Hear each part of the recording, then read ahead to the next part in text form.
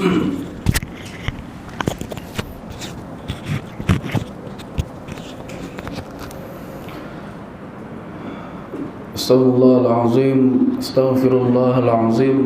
Astaghfirullahalazim allazi la ilaha illa huwal hayyul qayyum wa atubu ilaih. Astaghfirullahalazim allazi la ilaha illa huwal hayyul qayyum wa atubu ilaih. Astaghfirullahalazim allazi la ilaha illa huwal hayyul qayyum wa atubu ilaih. Al-Fatihah. Bismillahirrahmanirrahim. إياك نعبد وإياك نستعين الصراط المستقيم صراط الذين أنعمت عليهم غير المغضوب عليهم ولا الضالين. بسم الله الرحمن الرحيم. الحمد لله رب العالمين والصلاة والسلام على رسول الأمين وعلى آله وصحبه أجمعين. اللهم إنا نسألك السلامة في الدين. اللهم إنا نسألك رضاك والجنة ونعوذ بك من سخطك والنار. اللهم افتح علينا أبواب رحمة. اللهم افتح علينا أبواب مغفرة. اللهم افتح علينا أبواب الرزق. اللهم افتح علينا حكمتك وانشر علينا من خزائن رحمتك يا أرحم الراحمين. رضينا بالله ربا وبالإسلام دينا وبمحمد صلى الله عليه وسلم نبيا ورسولا وبالقرآن إماما وبالمسلمين والمسلمات إخوانا. صلى الله على سيدنا محمد. رب زدنا علما وارزقنا فهما. اللهم فحكنا في الدين وعلمنا التأويل. صلى الله على سيدنا محمد وعلى آله وصحبه وبارك وسلم والحمد لله. Alhamdulillah Rabbil Alamin. Wassalatu wassalamu ala rasulil amin wa ala alihi wa sahbihi ajma'in. Allahumma salli ala Sayyidina Muhammad wa ala ali Sayyidina Muhammad kama sallaita ala Sayyidina Ibrahim wa ala ali Sayyidina Ibrahim wa barik ala Sayyidina Muhammad wa ala ali Sayyidina Muhammad kama barakta ala Sayyidina Ibrahim wa ala ali Sayyidina Ibrahim fil alamin innaka Hamidul Majid. Wala hawla wala quwwata illa billahil aliyyil azim. Wala hawla wala quwwata illa billahil aliyyil azim. Wala hawla wala quwwata illa billahil aliyyil azim. Amma ba'du. Assalamualaikum warahmatullahi wabarakatuh. Alhamdulillah. Pertama-tamanya marilah sama-sama untuk kita merafa'kan tanda syukur kita kehadrat Allah Subhanahu wa taala. Pertama-tamanya marilah kita bersama-sama bersyukur di atas segala nikmat yang Allah Subhanahu wa taala telah berikan kepada kita, daripada kita kecil sehinggalah kita pada hari ini, daripada pagi tadi sehinggalah sekarang dan pada masa yang hadapan. Segala salam dan salawat kehadrat Nabi Muhammad sallallahu alaihi wasallam, baginda kekasih Allah Subhanahu wa taala, baginda Habibullah, baginda Khatimul Anbiya, penutup segala nabi dan segala rasul. Muslimin dan muslimat rahimakumullah. Alhamdulillah, kita bersyukur kepada Allah Subhanahu wa taala kerana telah membangkitkan kita daripada kita mati sebentar tadi, daripada kita mati pada malam hari tadi. Allah Subhanahu wa taala dengan nikmatnya, dengan kasih sayang Allah Subhanahu wa taala, dengan sifat Ar-Rahmanur Rahim, Allah Subhanahu wa taala telah membangkitkan kita pada pagi yang penuh barakah ini, pada pagi yang penuh dengan kedinginan pada hari ini, dengan pagi yang penuh ceria-ceria ini. Semoga kita menjadi hamba Allah Subhanahu wa ta'ala, yang senantiasa bersyukur, yang senantiasa beribadah, yang senantiasa menjadi abdan syakura, hamba-hamba yang senantiasa bersyukur kepada Allah Subhanahu wa ta'ala. Sebentar tadi kita telah bangkit daripada mati yang kecil, mati yang sementara, lalu kita mengucapkan alhamdulillahillazi ahyana ba'dama amatana wa ilaihim nusyur. Alhamdulillah, kita mulakan perkataan pertama kita pada hari yang baru ini dengan perkataan memuji Allah Subhanahu wa ta'ala dengan lafaz alhamdulillah. Segala puji dan pujian kita serahkan kesemuanya kepada Allah Subhanahu wa ta'ala. Alhamdulillahillazi ahyana, yang telah menghidupkan aku, yang telah menghidupkan kami pada hari ini. Ba'dama amatana, setelah ba'dama, selepas engkau mematikan kami ya Allah. Jadilah kita hamba-hamba yang senantiasa bersyukur kepada Allah Subhanahu wa ta'ala. Muslimin, musliman, tuan-tuan dan puan-puan, ikhwan muslimin rahimakumullah. Apa khabar semua?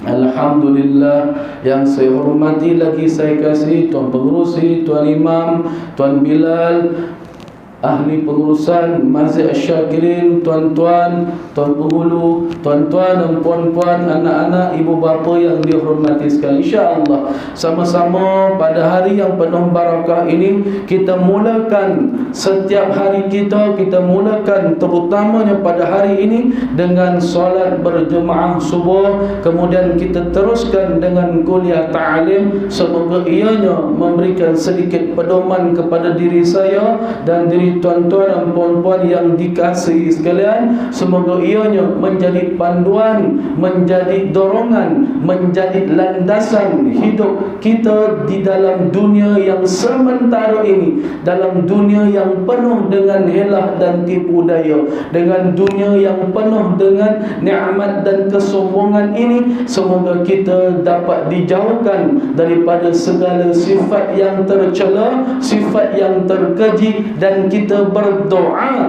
untuk kita didekatkan dengan sifat-sifat mahmudah, dengan sifat-sifat yang terpuji di sisi Allah Subhanahu wa ta'ala. Alhamdulillah. Pada minggu-minggu yang lepas kita telah membicarakan pada muka surat yang ke-40 fil kitab hidup orang beriman. Di dalam bab yang seterusnya pada subtopik penyakit ilmu dan ulama jahat. Ulama jahat tuan-tuan digelar ulama su ya, sin waw hamzah. Su ni ulama jahat, ulama yang penuh dengan sifat-sifat yang terkeji. Seperti contohnya pada minggu-minggu yang lepas kita telah membahaskan ulama jahat itu menuntut ilmu dengan tujuan yang berseronok-seronok, dengan tujuan fid dunia saja, tidak ada tujuan akhirat lillahi ta'ala selain daripada tujuan untuk berbangga-bangga dengan ilmu, dengan apa yang dia ada, dan ingin menunjuk-nunjuk dan menarik perhatian manusia. Serta orang ulama ini mereka tidak ikhlas di sisi Allah Subhanahu wa ta'ala. Jadi pada hari yang penuh barakah ini kita akan masuk dalam topik yang seterusnya, lawan kepada ulama jahat, ulama yang baiklah, ulama akhiratlah, ya, yang mana ulama ini dia tujuan dia belajar semuanya lillahi ta'ala, semuanya.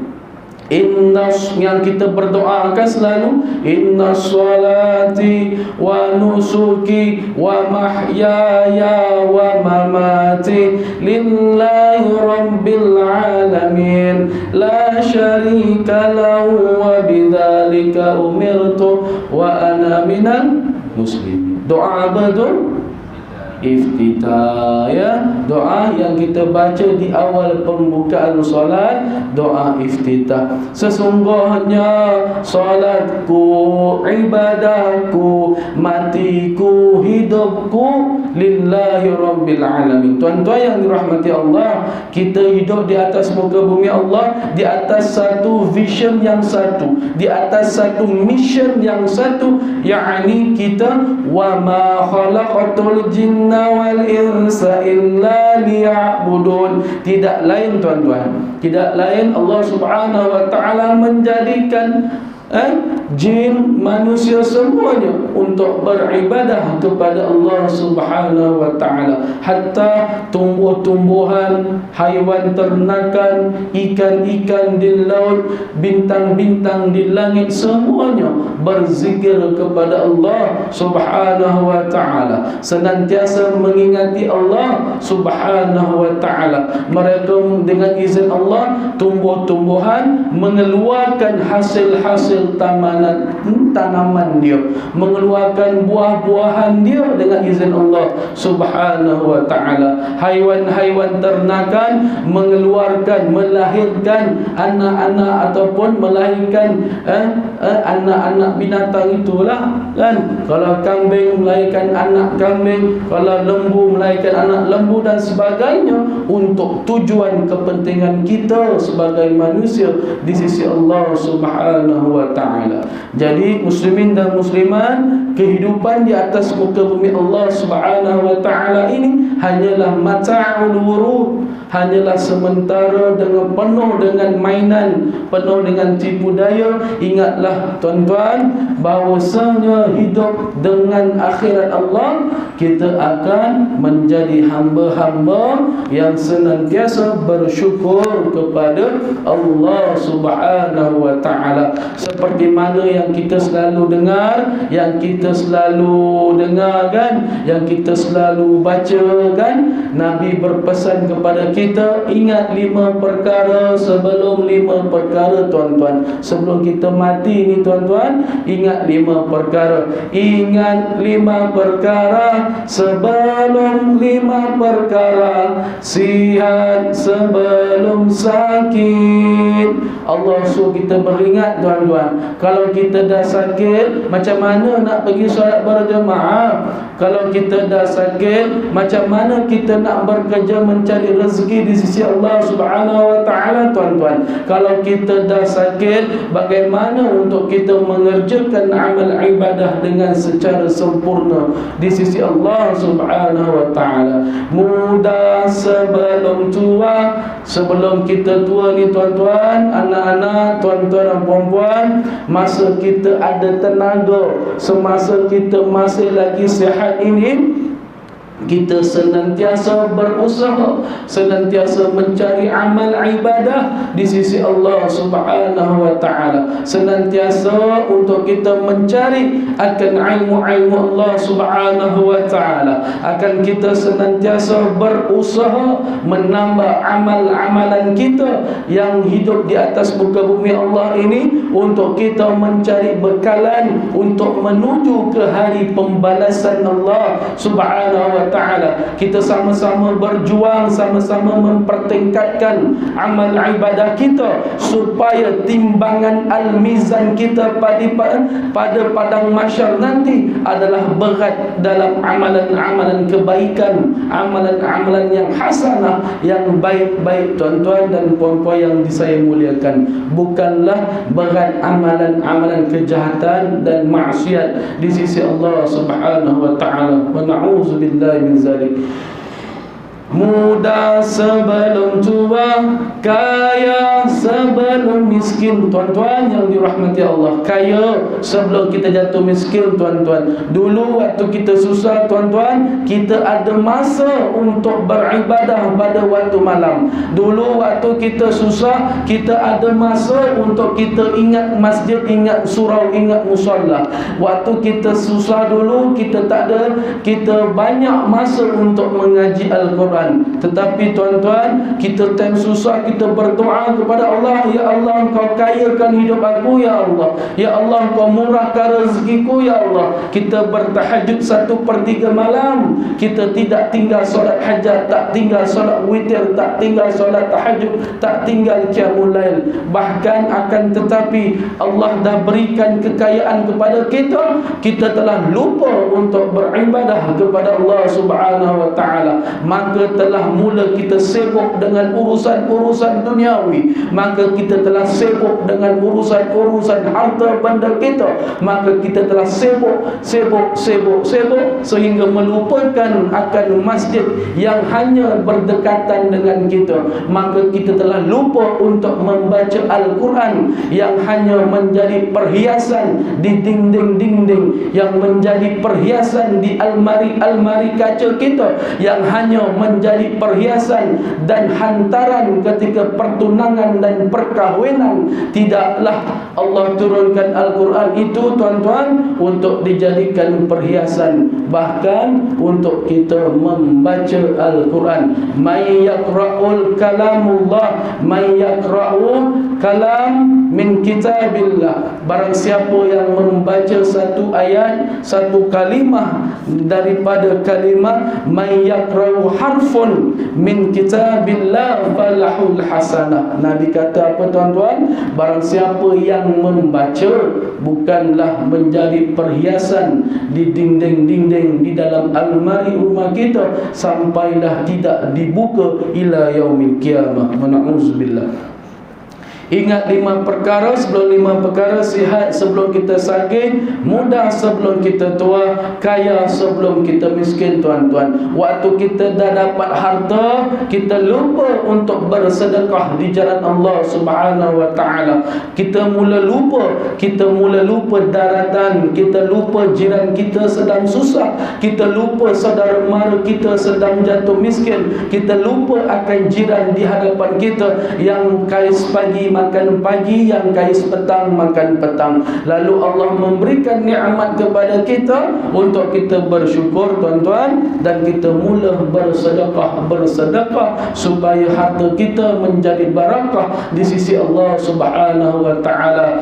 Kaya sebelum miskin, kemudian lapang sebelum kita sempit tuan-tuan. Waktu kita ada masa dulu, kita tak nak pergi masjid tuan-tuan. Waktu kita banyak masa dulu tuan-tuan, kita lupa akan rumah Allah Subhanahu wa taala. Sedangkan tuan-tuan, yang maha pemberi rezeki, yang maha memberi nikmat kepada kita adalah satu sahaja, yakni Allah Subhanahu wa taala. Kita lupa, kita mula menjadi orang-orang yang sombong, kita mula menjadi orang-orang yang lupa kepada Allah Subhanahu wa taala. Kita lupa untuk melangkah kaki ke rumah Allah, kita lupa untuk membaca kitabullah, kalamullah, kita lupa untuk membaca akan hadis-hadis Rasulullah sallallahu alaihi wasallam. Dan yang terakhir, hidup sebelum kita mati tuan-tuan. Tuan-tuan yang saya muliakan,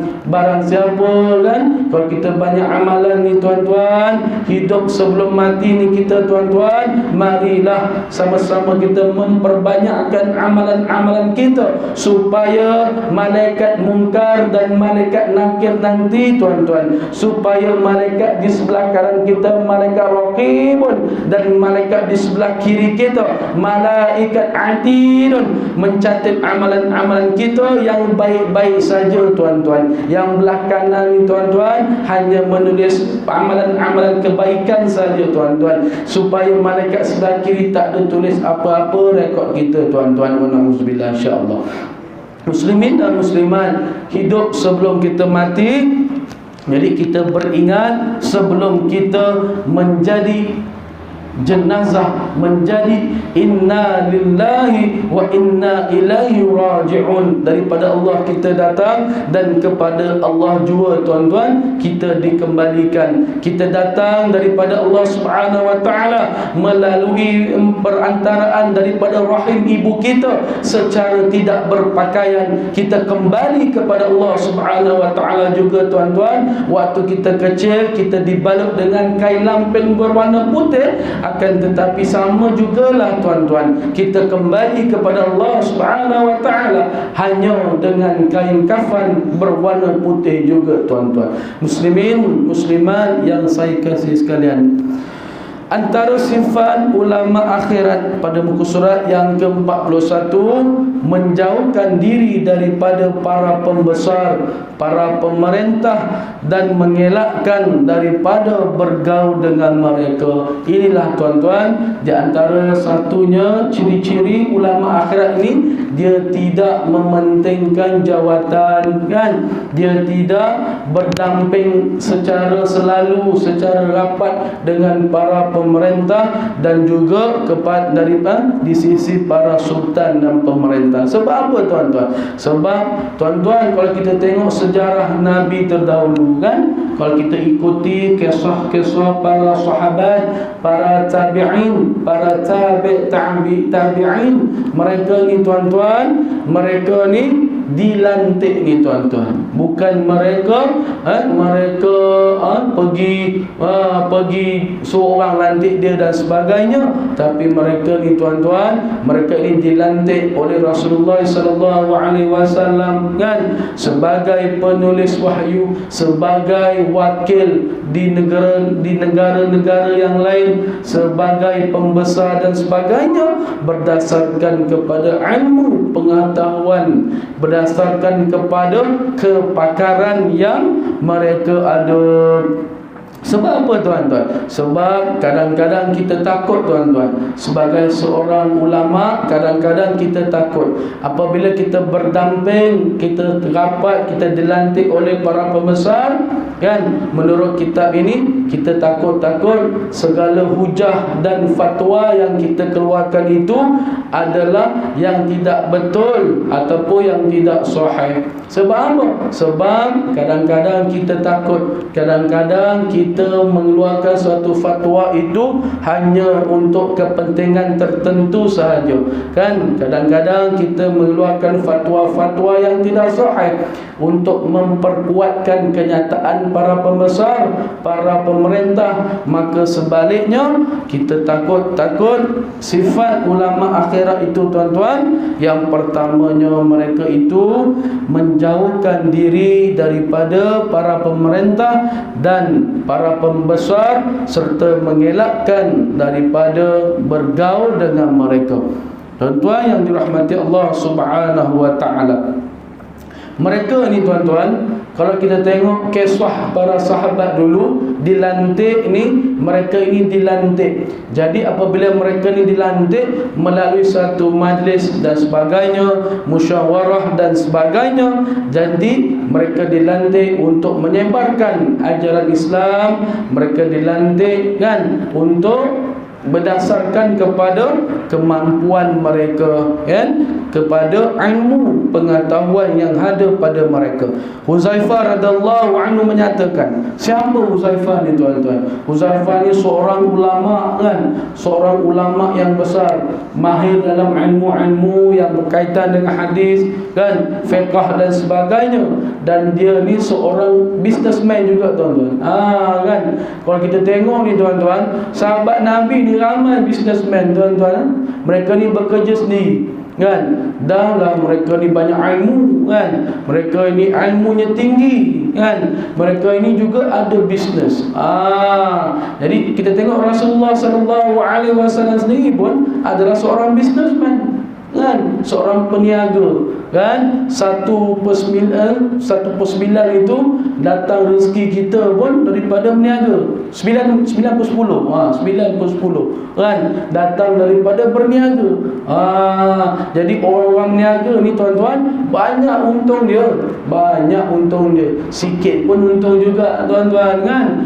Dan orang berniaga ni paling dekat dengan Allah, dan paling dekat dengan syurga, dan paling dekat dengan neraka Allah Subhanahu wa taala. Itu yang kita takut, kan. Sebab paling dekat dengan Allah itu apa? Dia banyak duit, dia mula bersedekah, kan, dia bantu golongan orang-orang yang susah kan. Uzaifah ni tuan-tuan, dia punya bisnes, dia meniaga kain tuan-tuan kan. Uzaifah, Sayyidina Uzaifah ni kan, dia ni meniaga ni, untung dia tuan-tuan banyak juga. Lalu dia mula bersedekah kan, dia mula untuk membantu saudara mara dia dan sebagainya. Jadi tuan-tuan, niaga ni paling dekat dengan Allah Subhanahu Wa Taala. Sunnah baginda sallallahu alaihi wasallam. Dan juga dekat dengan neraka Allah, sebab dia menipu. Kan? Dia menipu dalam timbangan, dia menipu dalam perkiraan timbangan dan sebagainya. Orang timbang kan, dia tipu alat meter dia, meter timbangan tu lah kan. Kalau yang dia timbangan tu, dia letaknya berat supaya timbangannya jadi berat. Dia letaknya besi kat bawah timbangan, dia menipu barangan, dia menjual barang-barangan yang busuk, yang rosak, yang dah rosak dia jual. Itu tak boleh tuan-tuan, itu hukumnya berdosa tuan-tuan. Jadi kita nak jual kepada orang, kena jual barang-barang yang elok, halalan, thayyiban, dah halal, yang thayyib, yang baik, yang berkualiti ni tuan-tuan.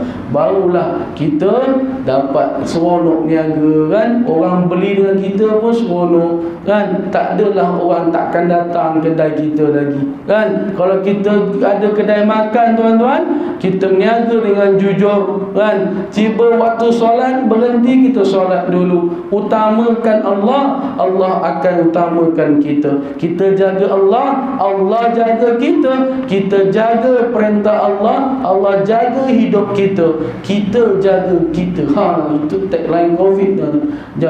Kita jaga Allah, sepatutnya baru Allah jaga kita tuan-tuan. Kan. Jadi orang niaga ni banyak untung dia. Sunnah baginda kan.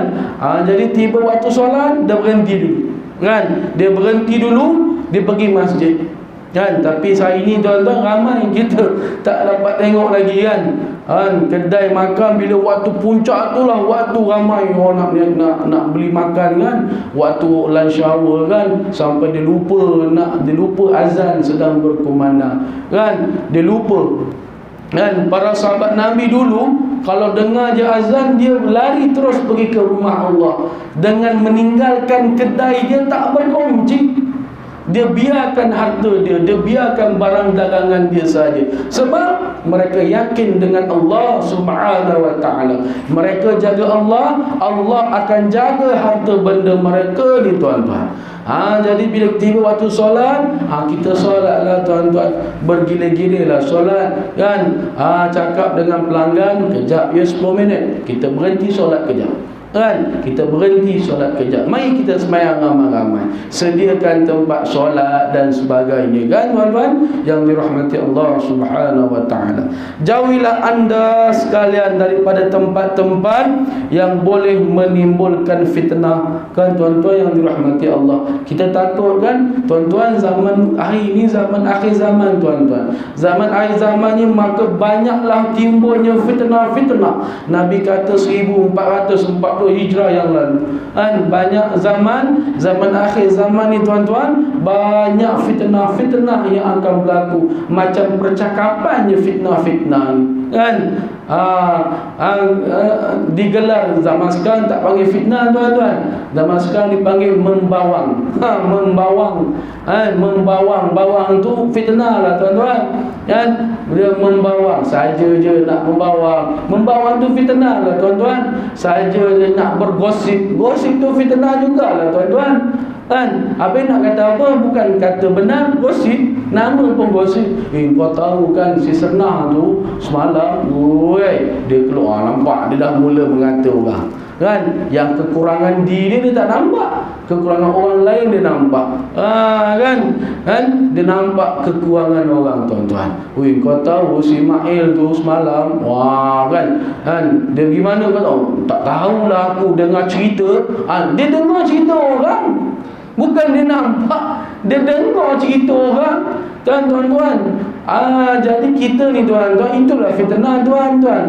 Benda yang kita tak pasti akan kesahihannya tanpa dibuktikan dengan siasatan yang sebenar. Kan Kau tahu, aku semalam tak tahulah kan. Aku dengar cerita orang juga, dia jadi mulut ni, mulut apa? Mulut murai. Mulut murai. Dia sibuk cari gosip, berita terbaru. Sampai dekat kampung Sempang ni, dia digelar makcik bawang. Makcik bawang. Kalau pakcik apa? Pakcik halia. Pakcik halia, pakcik bawang besar, pakcik bawang putih, bawang merah. Kan? Dia ni itu nama lain lah tuan-tuan. Takkan nak gelar jom kita berfitnah. Nampak bahasa kasar. Jom kita berfitnah jom. Dia ubah sikit. Jom kita membawang-bawang. Nampak orang tak tahu jom kita bawang pasal apa. Kan? Tak pun dia tukar dulu gosip, jom kita gosip-gosip je. Kejap gosip-gosip dulu, epak dulu kan. Sekarang dah membawang. Nampak dia membawang, kan. Tuan-tuan yang dirahmati Allah Subhanahu wa taala, ingat tuan-tuan, zaman sekarang ni kita kena memperbanyakkan doa tuan-tuan. Allahumma inna na'udzubika minal fitnatil masiihid dajjal, kan. Allahumma inna na'udzubika min fitnatil mahya wal mamat, fitnah orang yang hidup ni tuan-tuan. Kan kita takut orang fitnah kita, kan. Sebabkan fitnah ni tuan-tuan, jatuhnya sesuatu tamadun itu tuan-tuan. Sebabnya fitnah itu tuan-tuan, habis masyarakat tak suka dekat dia tu. Kau tahu ni dah satu kampung Sempang ni tahu, dah kesian dia tu, tak kawan dengan dia. Padahal dia orang yang betul, dia orang yang benar. Nampak nak tuan-tuan. Jadi tuan-tuan, jauhkanlah sifat fitnah ataupun tempat-tempat fitnah. Tempat fitnah kat mana? Biasa kalau ikut kisah Piramli dulu, tempat fitnah dekat mana? Tepi tingkap. Dia ada grup tingkap, grup WhatsApp tingkap, kan. Dia lepak tepi tingkap, kan. Jiran kan dekat-dekat rumah, kan. Dia berkumpul, kan. Dia gosip. Kita kena jauhkan tempat ni tuan-tuan, kan. Kalau dekat kita tengah lepak, tengah mengetik tu, tengah mengopi kat kedai tu, dengar orang fitnah, gosip. Kau tahu tak, dia tu aku tak perasan, kau dia ambil duit orang. Kita kena jauhkan diri tuan-tuan daripada grup-grup seperti ini. Bukan apa tuan-tuan, kita takut kita terjebak. Kita tak berfitnah, kita dengar pun sama, kita bersubahat, kan. Orang bersubahat ni, kan, kita bersubahat. Contoh, kita tak minum arak tuan-tuan. Kita tak minum arak, tapi kita menjual arak. Sama tak dosa dia? Sama, kan. Kita tak minum arak, tapi kita jual arak pada orang. Sama je, kan. Kita, itulah fitnah, kan. Dia dah join sama. Tuan-tuan muslimin dan muslimat yang dirahmati Allah. Jadi Abu Huzaifah radhiyallahu anhu dikata apa? Tempat yang dikatakan fitnah itu pintu-pintu para amir. Salah seorang daripada anda menemui penguasa lalu membenarkan pendustaan yang dilakukan oleh ketuanya itu dan mengatakan sesuatu yang tidak ada padanya, mengampu dan sebagainya. Jadi muslimin dan muslimat, tempat-tempat fitnah itu kita takut tuan-tuan. Pintu-pintu para amir, kan, kita takut. Kadang-kadang muslimin dan muslimat, kita ni takut. Kadang-kadang orang lantik kita, kadang-kadang kita ada. Sebab tu tuan-tuan, Nabi kata apa? Man ra'a minkum munkar falyughayyirhu biyadihi. Barang siapa yang melihat akan kemungkaran, tegur dengan tangan dia. Tangan tu siapa tuan-tuan? Orang yang ada kuasa, kan. Dia tak takut untuk mencegah kemungkaran dan menyebarkan kebaikan. Bukannya atas sebab-sebab yang tertentu ataupun kepentingan yang tertentu, dia mulalah menutup segala keburukan dan membuka segala keaiban, kan. Dia mulalah menutup segala kebaikan. Contohnya, kan, dia mulalah kan, dia menjadi orang yang sombong, dia menjadi orang yang riak, yang sum'ah. Sum'ah ni apa tuan-tuan? Riak ni kita buat amal perbuatan ibadah betul dah, tapi dia nak orang tengok. Itu riak. kan, dia ada duit 10,000, 20,000, oh dia nak bagi pada anak yatim, oh dia jemput semua wartawan datang kan, dia jemput press conference dan sebagainya, dia ambil gambar, oh saya dengan hari ni telah menginfakkan harta saya.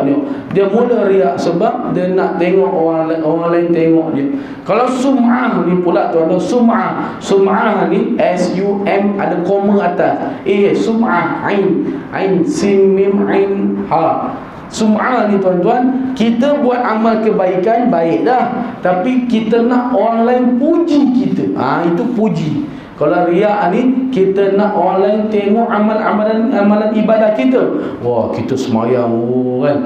Kita orang ramai pun kita semayang. Orang tak ramai jangan let luar kan. Kita datang masjid tadi pukul 5 pagi, orang tak ramai, kita tidur dulu kan. Kemudian pukul 6, ramai orang dah kat 30-40 orang ni.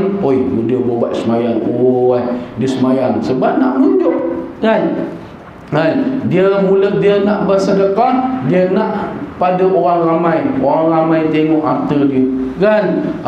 Patutnya tuan-tuan, Islam ajar kita macam mana tuan-tuan? Seolah-olah tangan kanan sedekah, tangan kiri ni tak tahu tuan-tuan.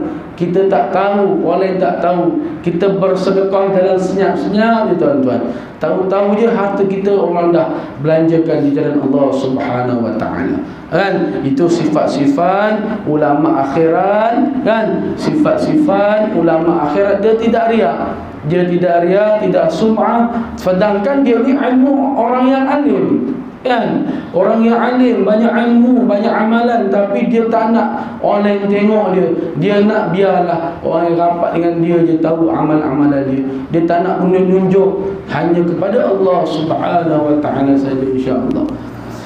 Sa'id bin Al-Musayyab rahimahullah. Siapa Sa'id ni? Sa'id ni dikatakan salah seorang pengikut Nabi sallallahu alaihi wasallam, seorang tabi'in. Kita ada para Nabi hidup pada zaman Nabi, para sahabat. Para sahabat ni siapa tuan-tuan? Orang yang digelar sahabat ini orang yang sempat hidup satu zaman dengan Nabi dan selepas kewafatan Nabi sallallahu alaihi wasallam. Walaupun tak sempat tengok Nabi atau sempat tengok Nabi.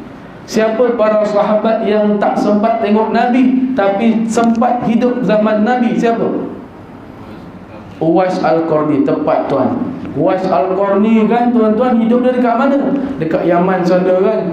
Dia dengar Islam, sampai Islam dekat sana, tapi dia tak sempat tengok akan muka wajah Rasulullah sallallahu alaihi wasallam. Itulah Uwais Al-Qarni. Uwais Al-Qarni kan, yang namanya satu malaikat tahu di arasy Allah Subhanahu wa taala. Lalu dia ni nak jumpa Rasulullah lah. Dia sampai kota Madinah, Rasulullah telah wafat seminggu kan. Jadi dia tak sempatlah untuk berjumpa dengan Rasulullah sallallahu alaihi wasallam. Akan tetapi beliau ni digelar juga para sahabat sebab sempat hidup zaman Nabi sallallahu alaihi wasallam kan. Kemudian kita ada para tabi'in, iaitu golongan selepas sahabat, dan juga tabi'in, orang yang mengikut tabi'in, tabi' wa tabi'u tabi'in, dan orang-orang yang ikut tabi'in tadi. Jadi Sa'id bin Al-Musayyib rahimahullah ni seorang tabi'in, orang yang alim kan, terutama dalam ilmu hadis tuan-tuan. Menyatakan apabila anda melihat orang alim mengunjungi para penguasa, jauhkan dirilah daripada dia tuan-tuan, kerana sesungguhnya dia adalah pencuri. Tuan-tuan yang dirahmati Allah Subhanahu wa taala, Allah katakan dalam Quran, fasalu ahla zikr, maka kita bertanya kepada orang-orang alim ni tuan-tuan. Bukanlah orang alim itu pergi berjumpa dengan para pemerintah, tapi sepatutnya pemerintah ni jumpa orang alim kan. Mereka ini nak memerintah negara, mereka ini nak memerintah negeri kita, mereka ini nak memerintah kampung kita dan sebagainya. Lalu dia inilah orang pertama yang hadir ke masjid, maka dia inilah orang pertama yang menghadiri majlis kuliah ilmu. Patutnya para pemerintah ni, orang yang ada kuasa ni, dia datang ke rumah Allah Subhanahu wa taala. Dia pergi mencari orang-orang alim ni tuan-tuan. Dia pergi cari tokoh-tokoh ulama, para ustaz, para asatiza, para ustazah dan sebagainya. Kalau orang yang ada jawatan, contohnya dia meraihkan, contohnya masjid kita yang mulia ini kan, kita adakan kuliah-kuliah agama, kita buat majlis, kita buat kempen solat berjemaah ramai-ramai kan. Sebab dalam satu hadis Nabi kata apa tuan-tuan? Orang yang sempat solat berjemaah dekat masjid pada waktu subuh, orang itu diberikan keamanan dan keselamatan. Nampak tak? Kan? Jadi orang yang ada kuasa ni, dia buatlah program-program supaya apa? Amanah tu tuan-tuan. Kalau kita tak jalan ke amanah, Allah tanya di hari akhirat nanti ni tuan-tuan. Kalau kita dah jalankan, alhamdulillah, kita serahkan kepada Allah Subhanahu wa taala. Kita dekat surau, dekat masjid, kita ada kuasa, kita jalankan pelbagai aktiviti kan. Bukannya orang bagi duit infak dan sebagainya, kita buat tak tahu dan sebagainya. Lalu kita belanjakan tuan-tuan, supaya kita nampak pembangunan dan sebagainya kan, supaya orang yang infakkan itu boleh dia dapat amalan dia dapat pahala dia mengalir sampai hari kiamat.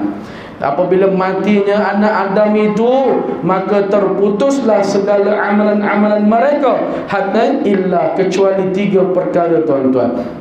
Yang pertama apa dia? Doa anak-anak yang soleh dan solehah, yang mendoakan akan ibu dan bapa dia. Yang kedua, sedekah jariah, orang yang menginfakkan harta dia di jalan Allah. Duit dia sedekah kat masjid kan, dia sedekah kat surau, dekat madrasah-madrasah, dekat anak yatim dan sebagainya. Duit itu digunakan, maka mengalirlah tuan-tuan pahala dia sampai hari kiamat Allah Subhanahu wa taala. Dan ilmu-ilmu yang bermanfaat, kita hadiri kuliah-kuliah agama, kita hadiri majlis-majlis ilmu ni tuan-tuan, kita dapat ilmu, kita gunakan tuan-tuan kan, untuk panduan hidup kita fid dunya wal akhirah.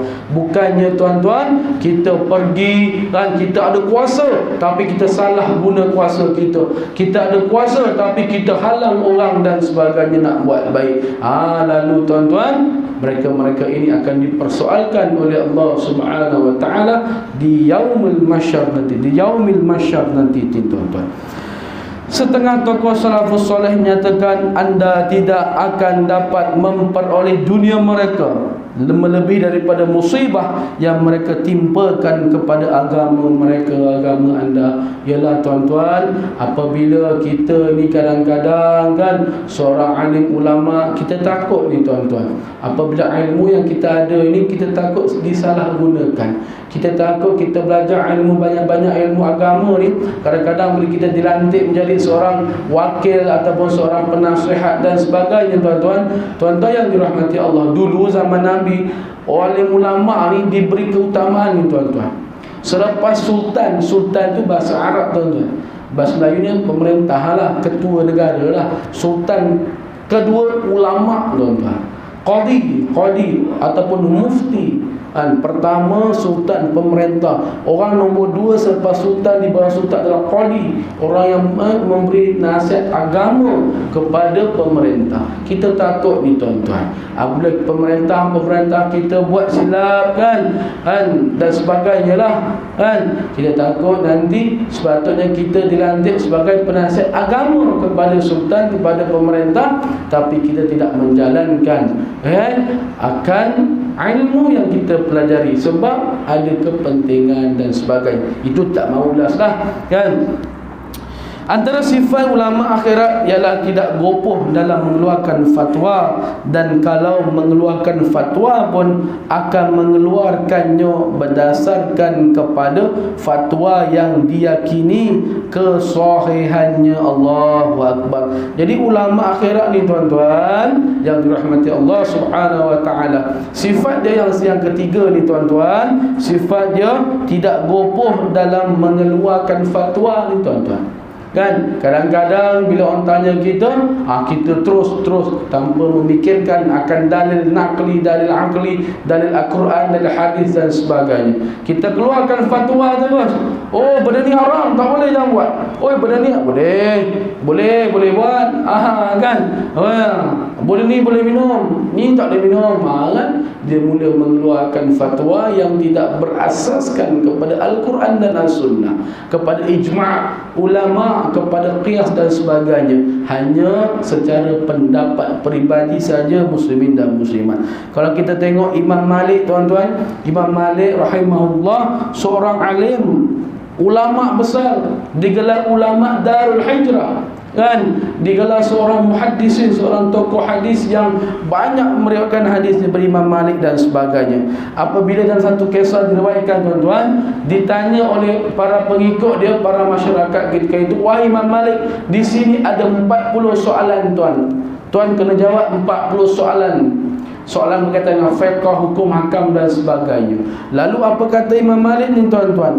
Tuan-tuan, Imam Malik ni hanya jawab 10 soalannya. Antara 40 soalan, dia jawab 10 je.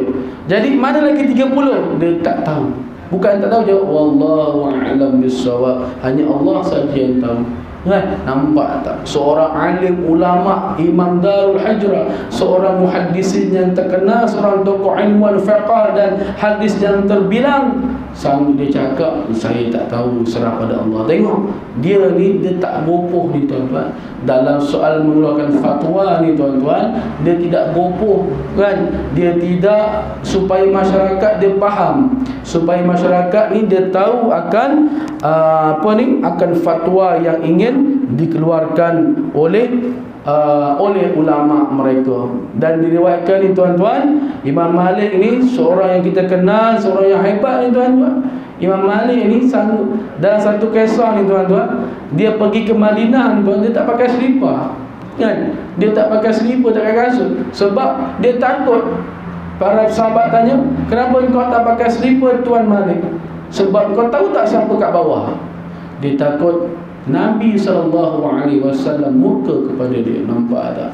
Ada orang nak bagi kuda kepada dia sebab dia tak pakai selipar, kan? Jadi orang nak bagi, pemerintah bagi kuda kepada dia. Dia takut tapak kesan kuda itu kena dengan tapak baginda Rasulullah SAW. Allah, begitu besar, tuan-tuan, kan? Dia punya karamah dia, kan? Dia punya kemuliaan dia, kan? Dia, orang bagi dia kuda, tapi dia tarik je, dia tak naik atas kuda, sebab dia takut langkah-langkah kuda itu terkena kepada kesan tapak kaki Rasulullah SAW. Allahu Akbar.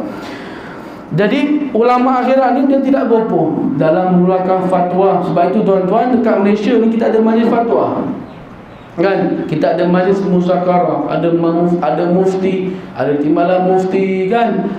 Kita takut keluarkan fatwa, kita refer kepada majlis mufti, kepada timbalan mufti ataupun majlis musakarah lah. Mereka ni ada majlis fatwa. Orang-orang yang dilantik adalah orang yang hebat, orang yang ahli di kalangan dia, kan? Orang-orang yang alim, yang tinggi ilmu mereka. Tokoh-tokoh salafus soleh terdahulu saling menolak antara satu dengan yang lain daripada mengeluarkan fatwa, sehingga kembali kepada pihak yang pertama ditanya fatwa tersebut. Maksudnya apa, tuan-tuan? Ulama dulu ni, tuan-tuan, kalau kita tengok, kan, para habaib, para ulama-ulama besar ni, kan, bila orang suruh baca doa, dia suruh bagi tausiah, tazkirah, dia tolak-tolak pada orang. Antarlah baca, antum lah baca. Dia saling menolak-nolak, sebab masing-masing semua ni ada ilmu banyak, tapi mereka ni nak ikram, nak memuliakan para sahabat dia. Nampak tak? Jadi bila ditanya tentang satu fatwa ni, tuan-tuan, kalau kita tengok kisah Sayyidina Umar Al-Khattab, kan? Sayyidina Umar Al-Khattab dalam diriwayatkan, apabila ditanya kepada dia akan suatu permasalahan ibadah, lalu dia ni buat apa, tuan-tuan? Dia panggil semua para sahabat dia. Para sahabat dia panggil Sayyidina Umar, dia panggil Sayyidina Uthman, panggil Sayyidina Abu Bakar, panggil Sayyidina Ali, panggil semua sahabat Nabi lah. Dia panggil, dia berhimpun dalam satu majlis, kan? Lalu dia tanya, okey, apa pandangan tuan-tuan semua antum berkenaan dengan hal ini? Nampak tak? Dia tak berojo dalam mengeluarkan fatwa. Dia takut kalau dia keluarkan fatwa ni salah, orang lain akan ikut salah sampai akhir zaman ni, tuan-tuan. Jadi dia tak nak tanggung dosa itu, tuan-tuan. Nampak tak? Jadi ulama ni dia mengeluarkan fatwa tu, suatu pendapat itu berlunaskan pada Al-Quran dan Al-Hadis. Seperti mana yang kita tahu sumber perundangan Islam itu dua, Al-Quran dan As-Sunnah.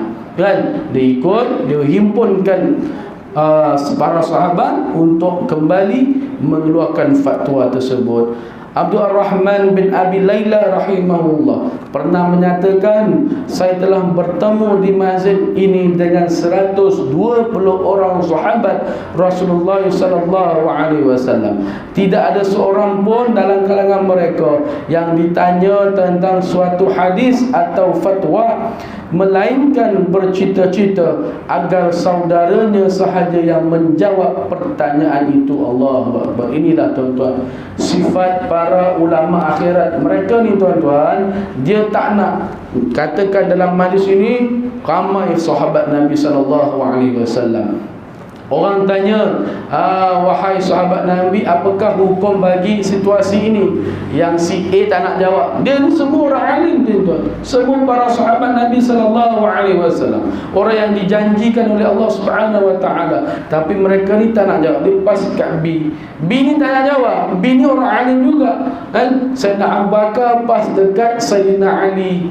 Sayyidina Ali tak nak jawab, dia pas balik pada Sayyidina Umar. Sayyidina Umar tak nak jawab, dia pas balik kepada Abu Bakar, Uthman, dan sampailah salah seorang daripada mereka menjawab pertanyaan atau isu tersebut. Sebab mereka ini memuliakan, mereka takut ilmu mereka kan tak sama dengan ilmu sahabat yang lain. Mereka takut keluarkan fatwa itu bertentangan dengan para sahabat-sahabat yang lain. Itulah di antara ciri-ciri, tuan-tuan, bercita-cita agar saudaranya yang lain menjawab pertanyaan itu. Malangnya hari ini urusan fatwa telah jatuh ke kaum-kaum yang mendakwa ada ilmu.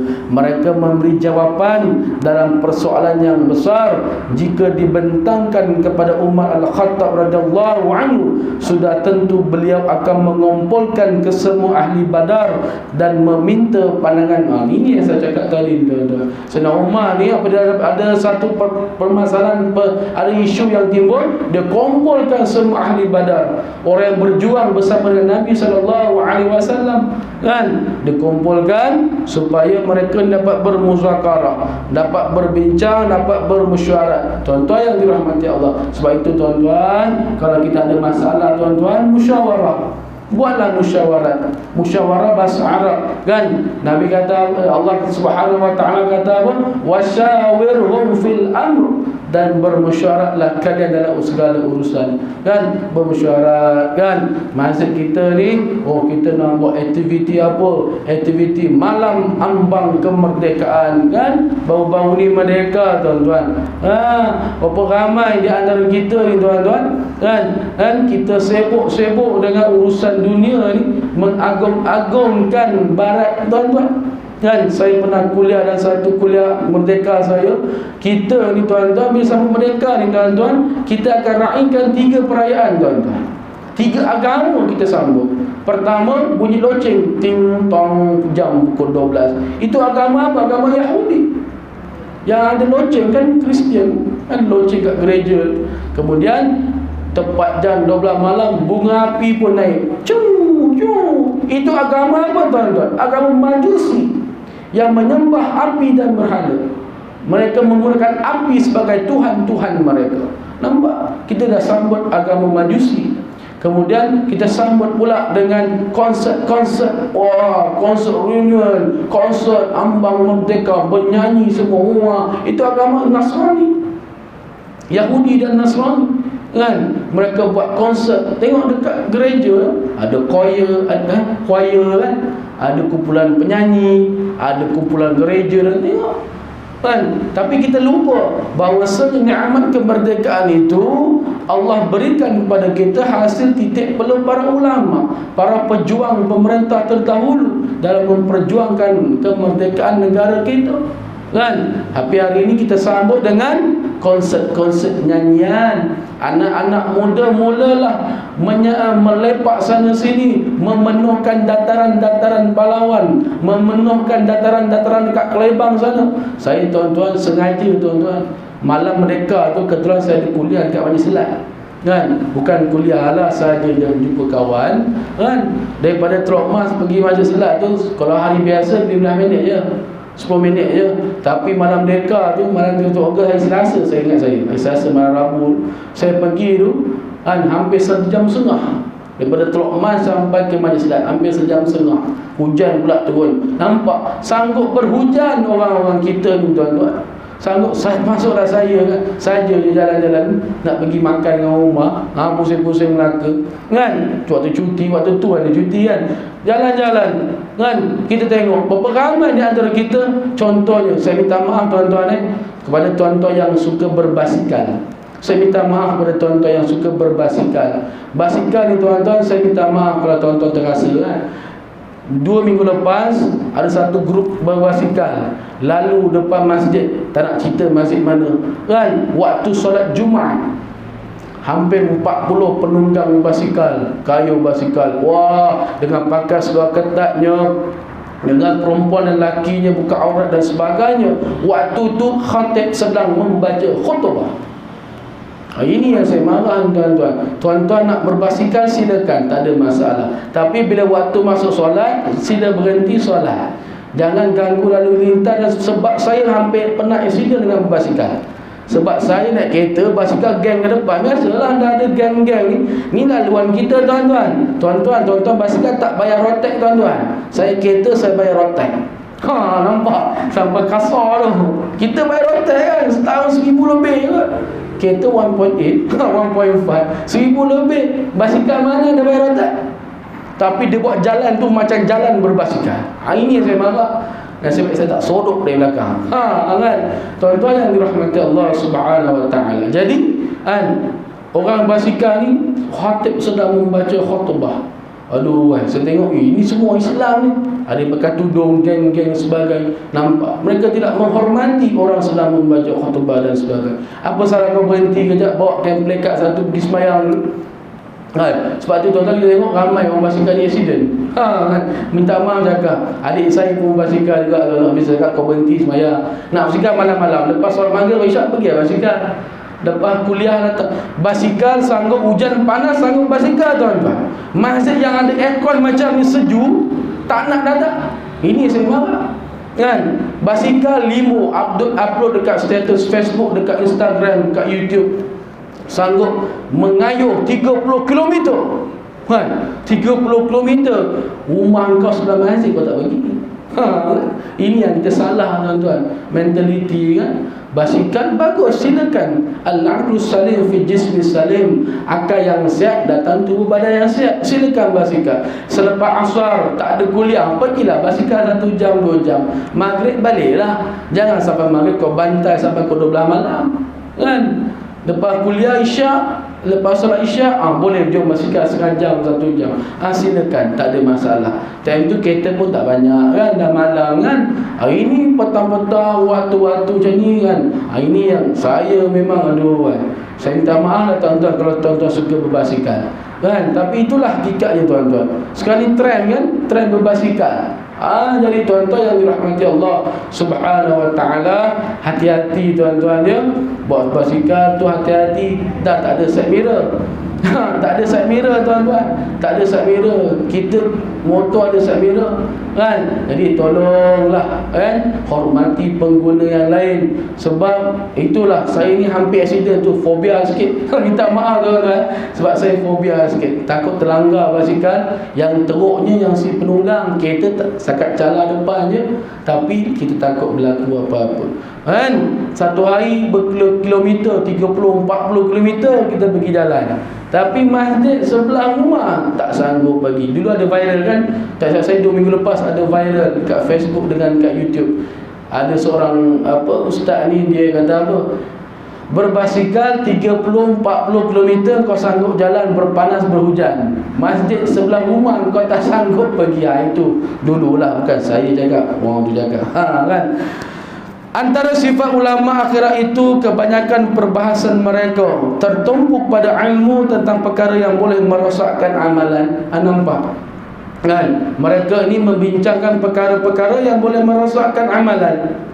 Kan? Bukannya hanya bersembang-sembang kosong, kan? Bual-bual kosong, kan? Tanpa ada sebab dan sebagainya, kan? Mereka ni, ulama ni, mereka membincangkan tentang soal hati ni, tuan-tuan. Tasawuf. Macam kitab ni, kitab tasawuf. Kita mengenal Allah Subhanahu Wa Taala, kan? Kita membincangkan perkara yang boleh merosakkan amalan-amalan kita, kan? Sebab amalan itu mudah dilakukan, tetapi penyakit-penyakit hati kita susah nak betulkan. Jadi mereka ni, kebanyakan perbahasan mereka lebih tertumpu kepada amalan yang boleh merosakkan hati, menimbulkan was-was, kan? Asas agama itu ialah memelihara diri daripada terjerumus ke dalam keburukan, dan proses pemeliharaan diri tidak akan sempurna melainkan setelah diketahui dalam erti kata yang sebenar tentang hakikat keburukan itu sendiri. Nampak? Jadi ulama ni, dia pelihara diri dia. Kan dalam Al-Quran dia kata apa? Ya ayyuhallazina amanu qu anfusakum. Dia jagalah diri kamu dulu, jaga wa ahlikum, diri ahli keluarga tuan-tuan, daripada azab api neraka Allah Subhanahu Wa Taala. Dan yang seterusnya, sifat ulama itu menyelidik tentang rahsia amalan syariat dan menyelami hikmah-hikmah yang terdapat di sebaliknya.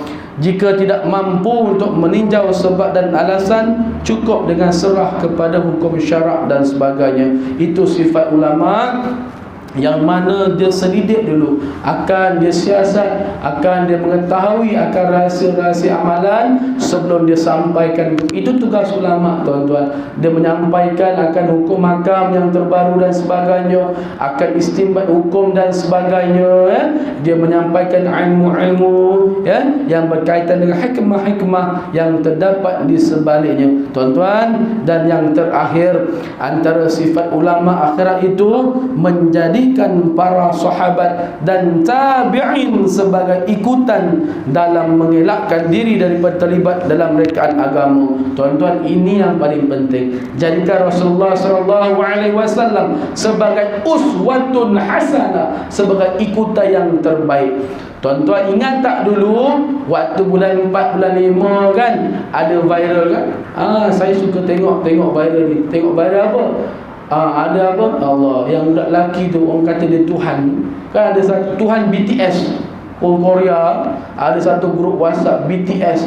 Kau nak masuk grup WhatsApp ni, kau kena syahadah BTS dulu. Allahu Akbar. Nampak? Dia tak jadikan Nabi sebagai ikutan, kan?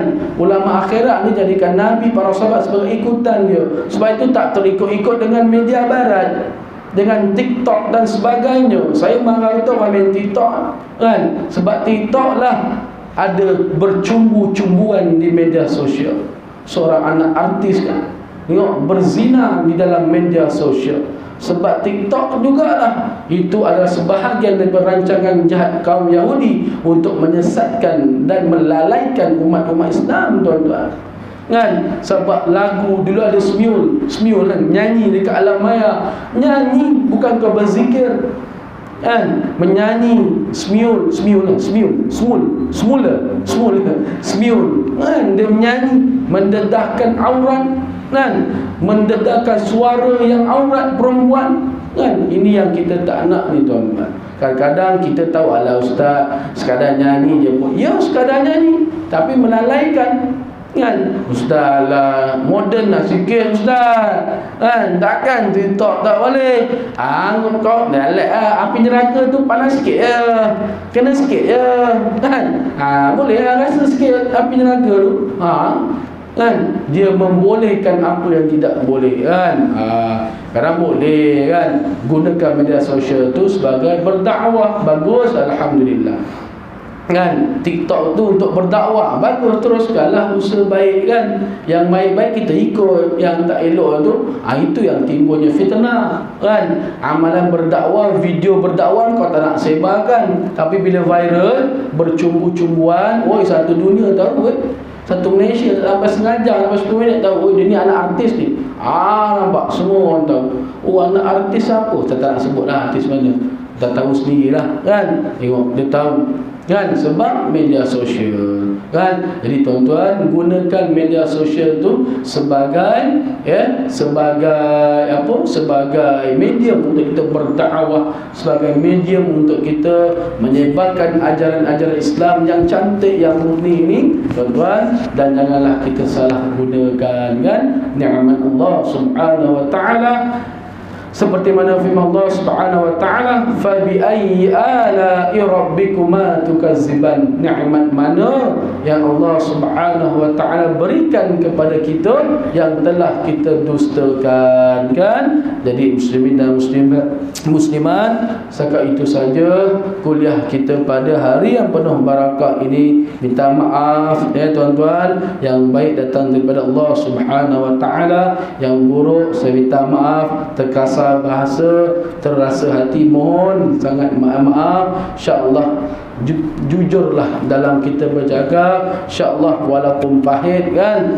InsyaAllah yang baik datang daripada Allah Subhanahu wa ta'ala, yang buruk itu saya mohon kemaafan, mohon maaf sekali lagi. Semoga kita menjadi umat, menjadi hamba-hamba Allah Subhanahu wa taala yang senantiasa mengikut akan ajaran Allah Subhanahu wa taala dan senantiasa mengikut akan sunnah baginda sallallahu alaihi wasallam. Semoga kita mendapat barakah, semoga kita semua mendapat keampunan di sisi Allah Subhanahu wa taala, semoga kita semua mendapat maghfirah, mendapat keampunan dan barakah daripada Allah Subhanahu wa taala.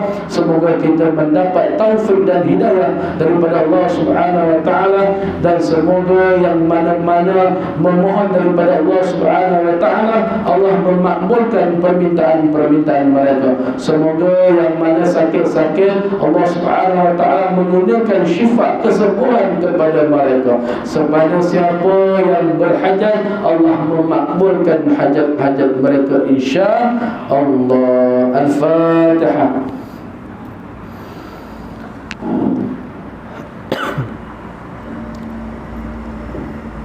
Bismillahirrahmanirrahim. Alhamdulillahirabbil alamin, wassalatu wassalamu ala rasulil amin wa ala alihi wa sahbihi ajma'in.